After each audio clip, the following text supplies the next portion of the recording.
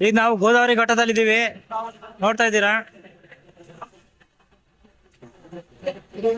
ಇದೇ ಗೋದಾವರಿ ಘಟ್ಟ. ಈ ಮಹಾಮಂಗಳಾರತಿ ಆಗತ್ತಂತೆ, ಕಾಯೋಣ ಅಲ್ಲಿವರೆಗೂ.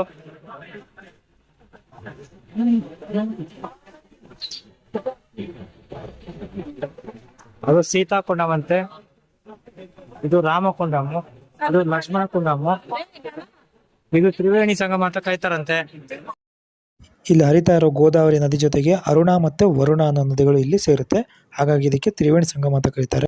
ಅಷ್ಟೇ ಅಲ್ಲ, ಈ ನದಿಯಲ್ಲಿ ರಾಮ ಲಕ್ಷ್ಮಣ ಸೀತೆ ಸ್ನಾನ ಮಾಡ್ತಾ ಇದ್ರು ಅನ್ನೋ ಪ್ರತೀತಿ ಕೂಡ ಇದೆ.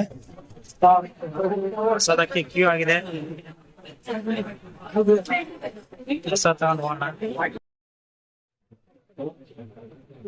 ಪಂಚವಟಿ ಘಾಟು ನೋಡಿ, ದೀಪ ತೇಳ್ಬಿಟ್ರು ಆಗ್ಲೇ.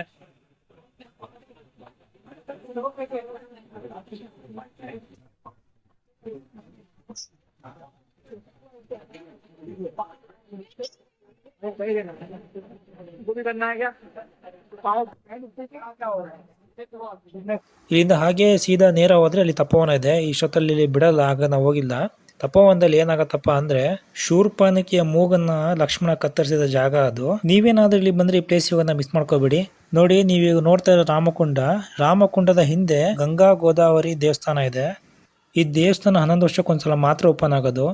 ಯಾವ ರೀತಿ ಕಾಶಿಯಲ್ಲಿ 11 ವರ್ಷಕ್ಕೊಂದ್ಸಲ ಕುಂಭಮೇಳ ಆಗುತ್ತೋ ಅದೇ ತರ ಇಲ್ಲಿ ಮಹಾಕುಂಭಮೇಳ ಇಲ್ಲೂ ಕೂಡ ನಡೆಯುತ್ತೆ. ಯಾವ ರೀತಿ ಕಾಶಿಲಿ ಗಂಗಾ ಆರತಿ ಮಾಡ್ತಾರೋ ಅದೇ ತರ ಇಲ್ಲಿ ಗೋದಾವರಿ ನದಿಗೆ ಆರತಿನ ಮಾಡ್ತಾರೆ.